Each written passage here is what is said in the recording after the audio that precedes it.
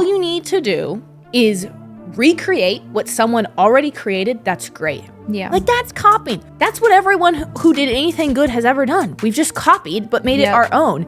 And do you really think Alex Hormozy or Layla Hormozy gives a crap if you copy their piece of content?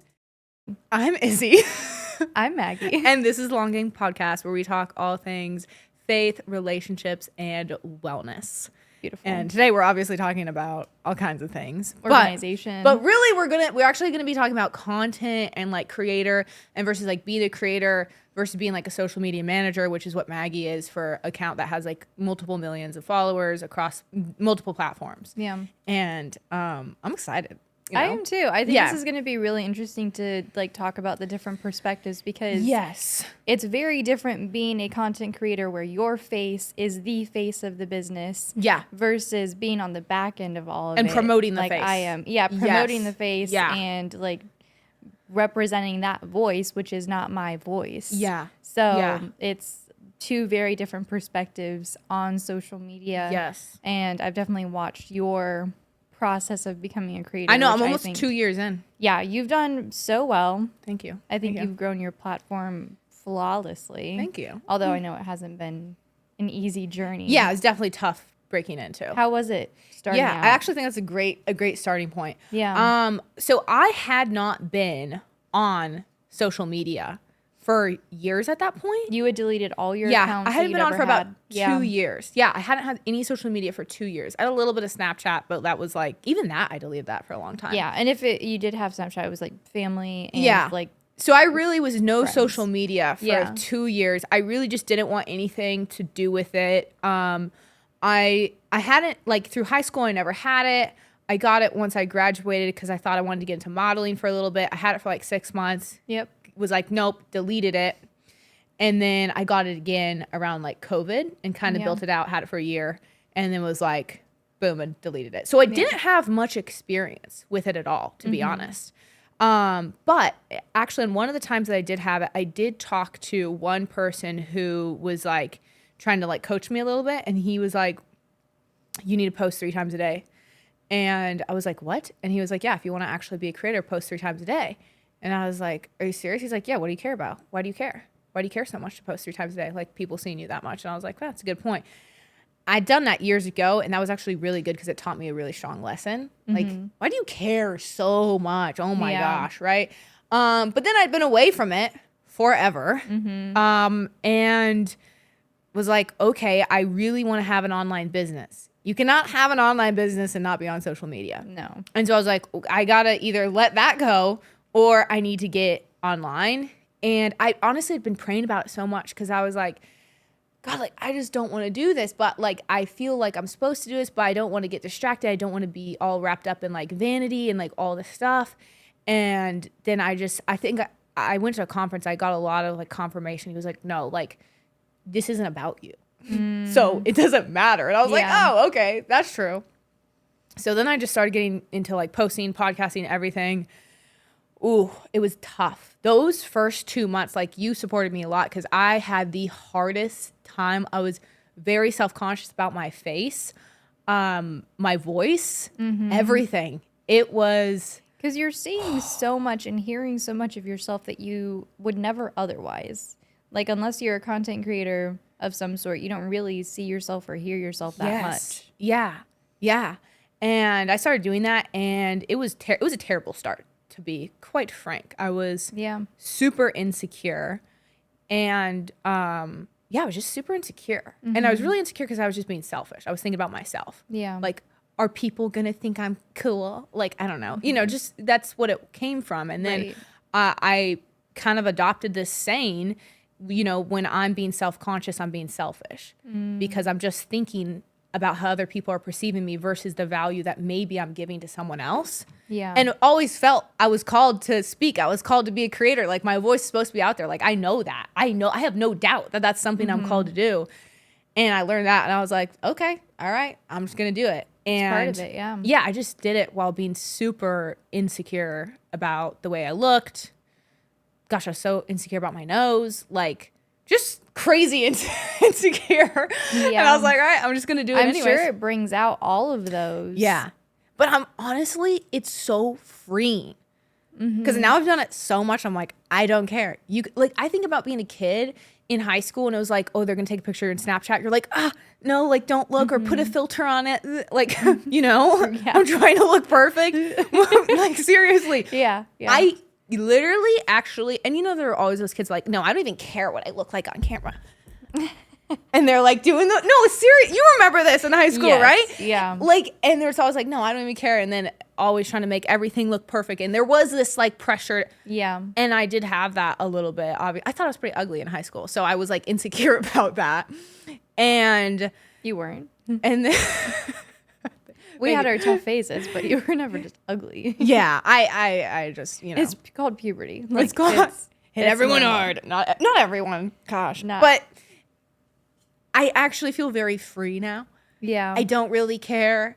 No one's looking at me that closely. If you are, what are you doing? Get a life, Right. Yeah. So what did you say? Yeah. About like looking at other people, so that, what is it when you're watching other people, you're not like thinking about yourself or something. When you're watching other people, you're not thinking about yourself. You said that earlier. Yeah. Something about like watching other people or like self-conscious things or whatever. Yeah. Or that we just like to watch other people. Yeah, like we just like to watch other people. We don't and we want to see the raw things. We don't like seeing perfection. And it's so funny because all we do is chase perfection. But no one actually likes to look at perfection. Yeah. If we watched a reality TV show where everyone looked perfect all the time and never had any altercations, no one would watch it. Right. We don't like perfection because it's unnatural. Behind the scenes. Yeah, we want to see like what's, the real, the raw, yeah. And so I actually feel like I got a really good gift because I got relieved of all that insecurity and was just like, yeah, this is who I am. And it's not perfect. And I don't need it to be perfect. I just need to like give my best. Yeah. And there were a lot of skills I needed to learn. I needed to get better at speaking on camera, not slurring words. I am tongue-tied. At least, like, that's what doctors say. Like, when I go in, they're like, oh, we should probably cut your tongue. I wouldn't have ever known that. You don't talk like that anyway. Thanks. I think you talk. When I look back from 2 years ago, I slurred a lot more because of it. So it was really good to be like, no, pick up your tongue. Like, You've learned how to talk more clearly. Yeah, speak clearly. And so I just think that was a really good blessing. But I mean, Maggie and I have talked about it a couple times. Just that one time after, like, I think 2 months, I was like 2 months into going to content, and us and our husbands always take a trip to like the mountains every fall, and we were in the hot tub all hanging out, and I just started crying to Maggie and Matthew. I think Mitchell was inside or something. And then he came back, and I was like, guys, this is way harder than I thought it was gonna be. Yeah. And I was literally just like, wow, I'm getting emotional talking about that time because it's 2 years and I've like come so far. Yeah. But yeah, I was literally just like, this is so hard. This is so hard. And I did get judgment. I did get judgment and criticism. And a lot of time when you are going to step into something, yes, people will unfollow you. People you think are going to support you will not support you. Like your family will probably judge you and be like, why do you think you can be a creator now? Or like, why, it's just a reality. Yeah. And it's hard, but you get over that. And it's so freeing because you're like, yeah, this is like, I don't care. And I can see that. I feel like I've seen the full progression of like you starting out and it being, you hitting those road bumps and being such a learning curve and being uncomfortable. Yeah. And now you just seem to be like so in your flow with putting content out, and it just doesn't even seem to be a thing for you anymore. Yeah. No, it's really cool to see that. And now I'm like, wow, I was like massively insecure around it. I had, and everyone always has insecurities, and we have like moments of being insecure around certain things. And I'm not saying I don't have any insecurities, but I mean, I really don't feel insecure about that anymore. Yeah. I was super insecure. I was incredibly uncomfortable posting and putting myself out there. And maybe that's part of the reason you were like meant to be a creator, because it brought out those insecurities that you might never have addressed otherwise. I wouldn't have faced all that. Yeah. I would have just kept on hiding. And I realize it's like, for a lot of people, it's easier to just hide. It's easier to hide, sure. and be like, oh, no, I'll just go around and judge everyone else on social media versus being, and it comes down to that for me. Like I always say that leaders are contributors. Yeah. You want to be a leader, contribute. Contribute. So if you're a leader and you're on Instagram and you're not contributing, you're not really being a leader. You're being a consumer. You're being like everyone else. Be a contributor. Add value. Add value. And like that could be entertainment or educate. Like there's 1,000 different ways that can come across. But I was like, yeah, I'm not going to join this and not be a contributor. Yeah, you absolutely are now. Yeah. That's amazing. So that was a long intro to that. But that was brutal to break through. Yeah. And obviously also the first 10K followers is always the hardest. Yeah. And you like everyone surpassed that. Yeah. Yeah. I think just getting to that base is like, okay, cool. You know, and across platforms, I don't know, I have like 20,000 or 25, 30,000 or something like that. That's awesome. Which is cool. But yeah, it takes time, consistency. And volume. Yeah. Volume. Oh my gosh. I talked to someone today, called me. They're upset about their content. It's not going well. I said, okay, simmer down. Let's look at the facts here. I said, how long have you really been taking this here? I've been posting every day, once a day for the past 6 months. I said, that's a bare minimum. I post 3 times a day plus stories. Like that's the minimum. And she's like, but in the past, but I'd actually gotten really serious and I started posting like the trial reels and doing everything. And I was like, okay. I said, actually, that last time we talked about that you started that, I said, that was 20 days ago. I said, so how about this? You continue working really hard, posting 3 times a day, staying active on the stories, doing everything. I said, and in 5 months, if you don't have a big breakthrough, then you can call me and complain about it. Nice. And she was like, I really need to hear that. I was like, good, awesome. That's really cool. Let's go. I was like, yeah, focus on the facts. Like, you need so much more volume than you can comprehend. And I think that's what I'm pretty sure what any big content creator would tell you. Like that's what Alex Hormozy talks about. I mean, the company I work for now, volume is everything. We post 4 times a day. Like you have to be posting a lot. And like you say, it's a lot more than you think. It's a lot more than you think. And here's the thing. When you're posting 4 times a day, 5 times a day, 3 times a day, when you're posting at that volume, you don't really care that much about what you're posting. It's not that your quality should go down, but if you have something that you're, not super excited about or whatever, okay. And 3 other posts went out today and they did fantastic. Yeah. When you're posting 1 piece of content a day, you're probably going to be like, oh my gosh, this one didn't do good because that's only 7 a week. But when you multiply that times 5 or 4 or whatever, and you're looking at least 20 pieces of content a week, then you're like, okay, I guess 1 or 2 didn't do great. Look at the other 18, 19. Yeah. And you don't care. Yeah.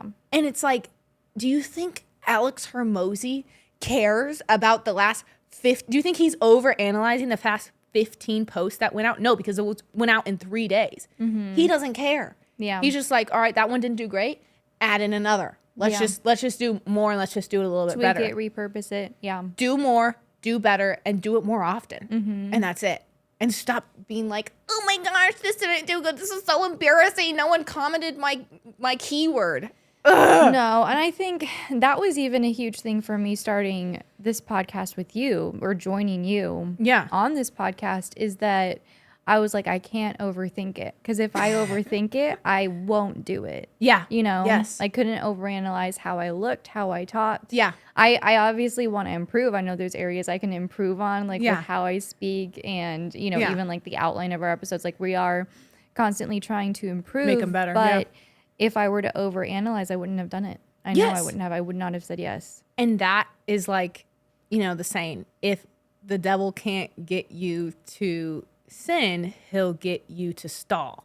Yeah. He'll get you to not make a decision. Be like, nope, I can't do anything. Yeah. He's there in the inaction. Yep, in the inaction. Yeah. Don't do anything. Don't do anything. It might be so embarrassing. Just do nothing. Yeah. Continue as you are. Don't do anything different. Don't try anything new. And stalling is moving backwards. If you're not moving forwards, you're moving backwards. Exactly. Yeah. Exactly. And I would say this too.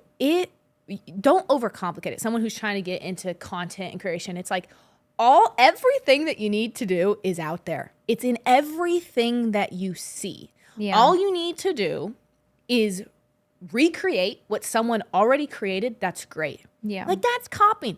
That's what everyone who did anything good has ever done. We've just copied, but made it our own. And do you really think Alex Hormozy or Layla Hormozy gives a crap if you copy their piece of content. Yeah. If you take their model and use it, do you think they're like, oh my gosh, Sally Sue with 9,000 followers, get this girl out of here? They don't care because they just did 30 new pieces of content yesterday. I think that's a great point too. I actually saw that yesterday. There was a creator who was upset because someone had copied her exact format for a reel, and they were a bigger creator than her. And someone commented on her post, and he's a pretty big creator, and he was like, look, like, I see where you're coming from, but he was like, that is the name of the game. That's what everyone does. Everyone copies content.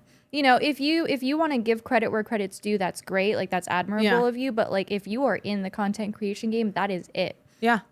Even with the big account that I run now, for it has over 1 million followers. Like, it's a big account. We absolutely take inspiration from other content creators, regardless of size. If you have a good piece of content, like, it's absolutely good. Take inspiration from that. It's literally the name of the game. So I like that you said that, and I also take it as flattery if someone's copying your post. It's the highest. Imitation is the highest form of flattery. It is, because they're like, oh, I want to be like you. I want to do what you did. It means what you did. And it means you're doing something right. Yes. So keep doing that. I've actually had some people be very nice to me and reach out and be like, I like this. Can I copy this? Of course. What am I going to say? No. No. It's also not really your right. I'm like, what? It's like out there in the public. Probably copied it from someone else, so go for it. I'm not even joking. I've probably got inspo from someone else to do it anyways. I've also seen one of my biggest competitors in this space copy my exact piece of content, and guess what? He did it. First of all, he's not me. It tanked. It didn't do good, and I was like, try again, buddy. No, hey, but for real, he copied me. His 10 times the amount of, not quite 10 times. He has a good amount of more followers than I do. I posted a reel. It hit like 1 million plus, whatever. He tried to copy it. He got like 1,000. Right. And we follow each other. So I know that we see this. I was like, he tried to copy it. But, also no one's you. And so you have to lean in what's like you. What is your brand? What's you? Like, what makes you different from other people? Because that's what's going to get you the more like views anyways. Yeah. So even if you're just copying and trying to be exactly like that person, it's not going to work anyway. It's not going to feel authentic to your audience. You got to do it to your, like, who you are. Yeah. But I think it's been very interesting watching you on the back end. Yes. Yeah. And like, what have you learned? So you've been on your job for over a year. What would you say are like some of the biggest things that you've learned being on, the social media manager side of things? Man, I feel like I learned so much because I was really new to the entire field of social media. I think, first of all, the biggest challenge for me was really finding the voice of the influencer that I am representing. Yes. So as I'm creating these posts, like, I really need to be accurate to his voice. And that's a hard thing to do. Even just like the fact that he is a man, I speak differently as a woman. Like, I am more expressive. Like, I would use way more emojis, way more exclamation points, all the things. Explanation points.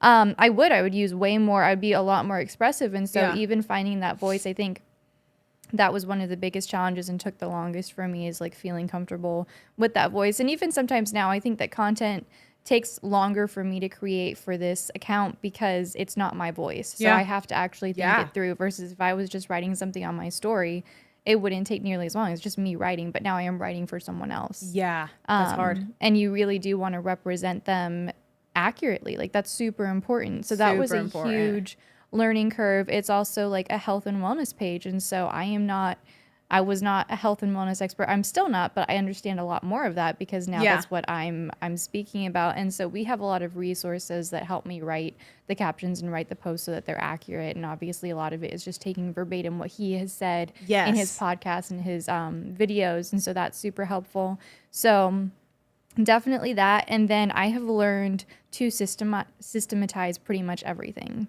Yeah, so, I love that. I love systems.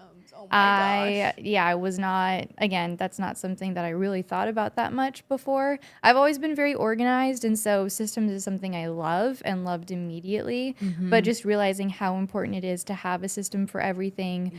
Everything. If you don't have a system, you can't scale. Yeah, and have a paper trail. Like, obviously not a physical paper trail, but you should have a paper trail for everything that you're doing. Where did this post come from? Where was the inspiration come from? When was it posted? Like, the data is so important behind social media. Like, to be able to track what does well, why did it do well, why did it convert well, sales wise. The facts. Yes. Like that. And that's what I was talking to this person today about this. I was like, we need to look at the actual facts of your post. Like, let's look at the actual numbers. Okay. Yeah. When you sit there and you actually dissect it and you're not, it's very hard. I'm a very emotional person. So but in business, you cannot afford to be emotional. Yeah. It won't help you when you're trying to understand where the problem is coming from. You need to focus on the data. You need to focus on what's actually working and what's not working. Yeah. And she was emotional about this. So I was like, okay, yeah, let me actually look at this. I was able to break down, okay, this type of post is obviously not working. It's just not working. Okay. But this one is. So do more of that one because that's the one that's working. And it's just like as simple as that versus like, oh my, like, gosh, we put our worth in like the dumbest things all the time. I mean, I do it. I have to constantly like talk myself out. I'm like, why?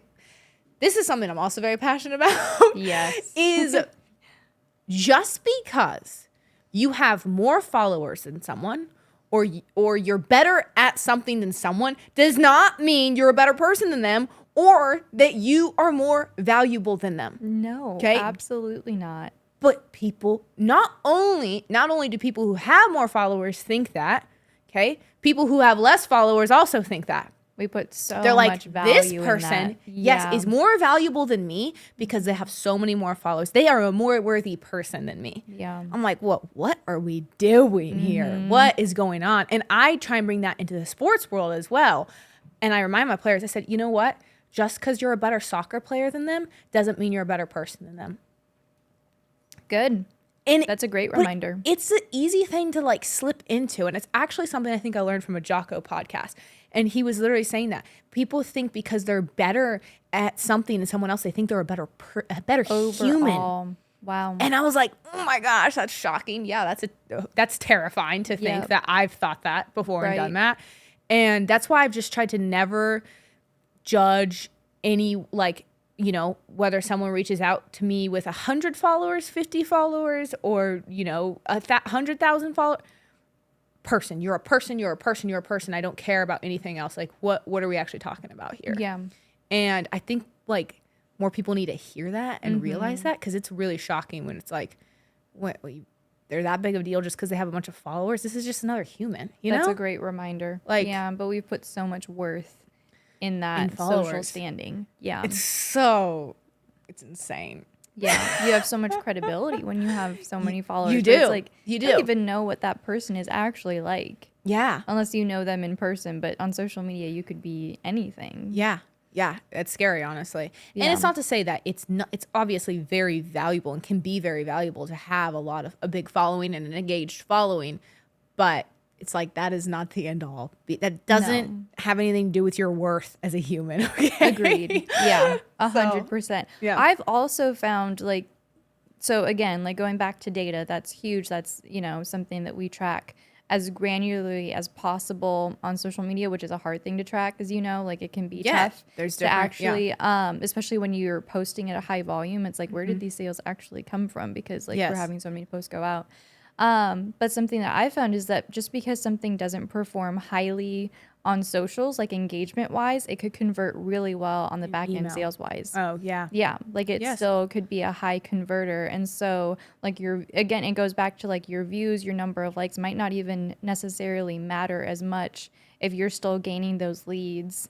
It could convert really well on that back end that people don't even see. Like, obviously, we love the vanity metrics of the likes and the views, but that might not be moving the needle as much for your business as you realize. I had a post go very viral, whatever, million views or something, like almost no leads. Yep. I had a post like not as viral, and it's like a bunch new leads. Isn't that so interesting? Like, okay. Yeah. All right. Yeah. Yeah. So it's so important not to just focus on the views and the follows that come from a post, because I think there's so much more that goes into it than you realize. Yeah. And I think also, you know, something I did want, I wanted to have a good following. Like once I came into this space, I wanted at least 10K followers. I wanted views. I wanted to go viral. I really, really wanted that. And when I try and break that down as to why I wanted that, like, why do I want that? Why do I want to have those kinds of followers and like that kind of, it's like, I can't really say any like things specific. You know, there's nothing great that I can say. Like, obviously, I want to have the reach and have the audience, but to just have people go to my page and see that and look at it, I'm like, what do I actually want from that? What do I want to be like, oh, she's got this, you know? Do I want that from someone? Why do I want that? I'm like, like, and then you get it and you're like, yeah, I don't care. You know, I don't care. Yeah. I legitimately feel like I don't care. Yeah. I would be posting the same right now. And because I did for years, posting the same if I had 1,000 followers or 10,000, 14,000.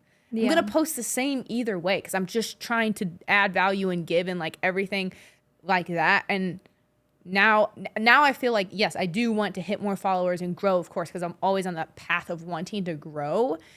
But if it's coming from a place, any other place than just like, yeah, because I want to grow, I want to reach more people, I want to create a better community. If you come from a place, and I was talking to someone today, I was like, dude, you just want this because like you want people to look at this and be like, cool for you. Yeah. That's going to suck. It's not going to feel good. Yeah. And that shows exactly where your priorities are. It's to help. Yes. It always comes back to helping people. And that is why you want to grow your follower base, why you want to go viral. It's to help people. It doesn't come from a selfish place. Yeah. When I let go, because at first I was like, oh my gosh, I just need followers so bad. I just want followers, you know, like this is embarrassing or whatever. When I let go of all that, I was like, I don't care. I just want to provide value and make some good content. It's like, boom. Okay. And then you start going viral. Literally after I made that shift, I was like, all right, if I didn't care what anyone thought and I just want to provide the most amount of value to someone who used to be in my position in 7 seconds, what would I do? I was like, okay, here's what I'll do. I posted that and I got over 1 million views. Wow. I think there's something so powerful in letting go of like that thing that's holding on to us, whether it's a sin, whether it's a pride issue, whether it's self-consciousness. Yeah. There is something, because I feel like I've been hearing more and more stories from people about like, once I let go of that thing that I was really scared of, or that sin that I knew I shouldn't be doing, like doors opened. Yeah. So you just let it, I don't care. Yeah. Like it's actually wild how immediate it is so often when you just let go of that. Yeah. Whatever it is that's holding you back or that's in, I don't know what exactly it is for everyone in their life, but I hear a lot of stories like that. Yeah. Yeah, because I think it's just like it blocks you, you know? It like blocks you on the one thing and you think it's the one thing that you need or the one thing that you want. Yeah. And then you're like, really what you're like the two fears that we all have are like not being enough and not being loved. Like that's all it comes down to. Yeah. And usually if you have all this fear around your social media or anxiety, that's what you're afraid of. Okay. And so if you can get to the root of that, realize that, accept yourself, back yourself up, realize who you are in Christ, like who you are, like daughter, son of the King, like where you're not going to care, dude. You're literally not going to care. And then you'll be free. And then you'll just be like, boom, I'm good to go. Yeah. I don't care. But it usually comes down to, I'm afraid I'm not enough. I'm afraid no one's going to love me. Yeah. That's it. And like, which fair. Those are fair fears. That's what everyone fears. Yeah. Yeah. Those are like the two main fears we have as humans. Like, you know, and it's like, yeah, fair. But you get over that and it's like, okay. Yeah. What's holding me back now? That's amazing. So what has changed for you since you started 2 years ago to now? Like besides obviously you've let go of that fear of what people care or what people think when you're posting, but what else? Like how have you changed? How has your posting changed, your presence? Yeah, I think I'm really not afraid to try things and things to just flop. So like new content ideas and that sort of thing? Just new styles, new things. I'm just like, whatever, cool, try it. And I'm not like, oh gosh, it didn't do well. I'm like, okay, all right, that, well, let's try 10 more times. I think you take it as a learning experience. Yeah. Too. You're like, all right, now we know, we rework it, or this just isn't our post type. Yeah. This isn't what your audience gravitates towards. That's it. It's like, okay. But how would you know unless you try it? Exactly. Yeah. But I really think in the beginning, when you are trying to create content, everything feels like a big deal because your tolerance level is way down. You're not used to it. It's not natural to be seen on such a big scale. and then you're not doing enough of it. So you overanalyze it and you're like, oh my gosh, like it only got 1,000 views, or you know what I mean? You're like upset about it. And it's like, okay, that's 1,000 people. It's 1,000 humans. Yep. I told someone that today. I was like, dude, that's 1,000 people. 1,000 souls we're talking about. Okay. And the tolerance is just so low, and they're so afraid that it's not going to be enough for everyone, and people are going to judge you. And yes, they will. But it doesn't matter. It doesn't matter, and they'll judge you anyways. They'll judge you if you aren't doing it, and they judge you if you will do it. Like, they'll judge you if you get 1 million views too. Like, there's they'll always be like, something to judge. Of my most viral content, I also have the most hate on. Yep. Yeah. You know, so it's the name of the game. Yeah. It's what it is. But you have to be willing to just. You gotta stop caring so much. Yeah. You gotta stop caring about how you look to other people. You gotta stop. Yeah. It's all consuming. You'll never be enough for them. Anyways, people will always find something to tear you apart for. Yeah. And it's irrelevant anyways. It just doesn't matter. Absolutely. And I think people I'm hyped up about it because I've had so many people talk to me about this and be like, it's just not working. And I'm like, dude, you haven't done enough. Get over it. No one cares. Literally, no one cares. I don't think anyone's going on my page, except for a few creepos probably, and are like, oh, look at that mistake there. Or like, that's embarrassing. No.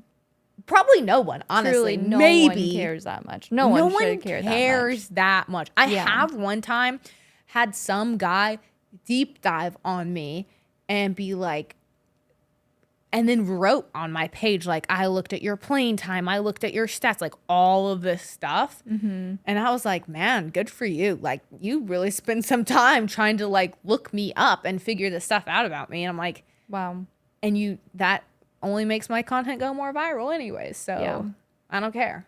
Yeah, haters are going to hate. But I do love like testing new content, just trying new things. I had our podcast producer for at my job send me something today, and it was like a different editing technique, and she was like, let me know your thoughts, like if you want to try this. I was like, absolutely, like why not try it? You know, if it's not scandalous or like wildly out of the box, it's like absolutely, let's try it. Yeah. If it tanks, it tanks. I doubt it, you know, and then we have more information. But that's something I've definitely learned at my job as well. There's a lot of people that are just like, there is so much value in just testing. Yeah. Do you guys delete content at all if it flops?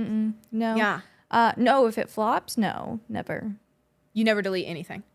Yeah. No. That's why I was like, I don't like. No, it just if it doesn't do well, it's all of our posts are value based. Exactly. Like it is to add value. If it doesn't do well, it doesn't do well, and we'll try again tomorrow. You know, it's some things are gonna flop. This is a big account, and content still flops, obviously on different levels. Like there's different levels of what flops a flop means. is. Yeah. But if it doesn't do well, no, we don't delete it. Don't turn off comments. It's like we are absolutely supposed to be proud of what we're posting. If I'm not proud of what I'm posting, if I don't think it represents the doctor well, I should not be posting it. Yeah. And the only reason we would take something down, this has happened very rarely, is if it doesn't represent his voice well. Yeah. And there have been a couple of times, especially as I was learning my position and learning his voice, where I did not accurately represent his voice. And it was like, all right, we need to take this down. We need to revise it, make sure it's accurate informationally. But besides that, no. Yeah. Yeah, I think it's a bad look too. I think it's a bad look to delete things. I think it's a bad look to turn off comments. I do too. And people notice that. I had to turn off comments recently for a post, and it was only because people started commenting a keyword that was not the correct keyword, so they were going to be sent a wrong link, and it was not for what the post was about. And I was like, that's just a bad situation, like for them, like they should not be getting the wrong link. So I turned off comments. But then on one of our next posts, like someone commented that they were like, I saw like you turned off comments for this, and so we addressed it, you know, to make sure that they were aware of why we turned comments off, because that's it. I don't know, it's kind of a sleazy thing. I don't like turning off comments. Yeah, I think it's actually something I'm passionate to, turning on comments. And then I really think people and accounts, I don't think you should be going back And unless it's completely out of alignment with who you are now, you shouldn't be going back and just deleting all the content that you made just because it's old or, because I think it's not respecting your journey. It's not respecting, how far you come. Yeah. And it's almost like it can be like a self-abandonment and judging yourself then for that kind of content that you made. I see people do this a lot. I do think it's a bad look. Make somebody delete it because they're too insecure for it to be like out there and up. And I used to be like that too. I was like, oh my gosh, I want to take this down. Yeah. But I love having everything up. I love the fact that someone could go back and scroll all the way down on my page and look at the first cringy content that I made. I love that. Yeah. I love that you could go and you can look at that evolution. You can see how far I've come. I think that's an inspiration for new creators I do too. Like if they do choose to scroll all the way back and see how far you've come, it's like, all right, like they had that same rough starting point too. It was not always this polished product of what it is now. Yeah, because everyone started with 0 followers. Yeah. Everyone started with 0 followers. Yeah. That's it. We all started somewhere. We actually, started not somewhere. We started at 0. Everyone started at 0. Everyone started with 0 followers and had to work their way up. Yeah. Yes, of course. There are, certain outliers where they just immediately popped up. Right. For some people, that's like very, very, very rare. Everyone else had to work very hard for a very long time and stay incredibly consistent to make it happen. Absolutely. And that's it. Yeah. But everyone started with 0 followers, but they started. And gosh, like Instagram changed my life with my business and everything that I'm doing with it now. Yeah. It can be an amazing platform, but an incredible tool for sure. But I love your authenticity. I love that you're proud of what you post. You don't delete, you don't turn off comments. I think that there's a lot of integrity behind that, and that's why I'm very grateful to be working at the company that I work for, because that is not something that would ever come up. It would never be like, oh, turn off comments so that, people don't see this. There is integrity with who I work for. So there's that values alignment. And I think it could be hard if I worked for a different company or for a different influencer who was not like-minded. You need that value alignment as a social media manager. Obviously, you're a content creator, so you have your own values, like you create your own content, all the things. But even for the people that you hire to manage your social media, like they need to take pride in their work as well. Yeah. And that leads me to something else too, is I don't delete unless it's something that is calling out like someone else in my post or is like super inappropriate or something. I don't delete hate comments. I don't delete mean comments. I don't delete any of that. Yeah. And I have people like, it's all guy coaches or ex-players usually who are like out of the game and are like, I'm like, dude, all right, John with 23 followers, in South Dakota, saying something hateful or whatever. I don't delete that. Yeah. Like only when someone's like nonstop commenting will I like block them like, okay, this is weird, bro. Right. But I don't delete that. Like I let that hang and I don't really care. Part of it. I don't really care. Yeah. And I don't think I'm really I haven't been bothered by a comment at all in a very long time. I might jinx myself, but I've also heard that if you're bothered by it, it's because you think there's truth to it. Yeah, I've heard that too. And so it's like, it's always a good check. I'm like, okay, if I'm actually bothered by something, then I probably need to go do some inner work. Yeah. Work myself out of that and then move forward. But I feel like for the most part, also, I don't have time to read all these comments. No, you're so famous. You get so many comments. I mean, how could you? Who has the time? Who has the time? Tell me. To listen to that. No, but you know what I'm saying. If there's a lot, if you have viral posts, then you're gonna have 3,000 comments. No, that's super fair. Yeah. You're not gonna go through and be like analyze all of them. No, absolutely not. And obsess over them and be like, oh, that's so rude. Yeah. Like, I'm like, okay, whatever. Well, I'm very proud of you for what you've done and for the platform you built. Thank you. Yeah, it's cool. It's definitely cool. Yeah. It's definitely like something I would have defined as success for myself 3 years ago, 5 years ago. Absolutely. I would have like certain things that I have now that I've built now. I've been like, yep, that would have been like, I made it, Yeah.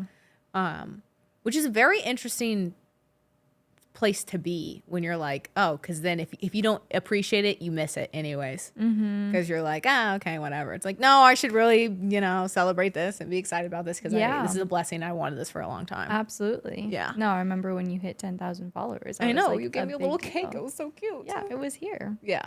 Yeah. I would like to give people some advice for, breaking into the world, which I think we have and everything. But I would say, breaking into it, the hardest is obviously the first 1,000 and then the first 10,000 is the hardest. It's probably going to take the longest to get between those two.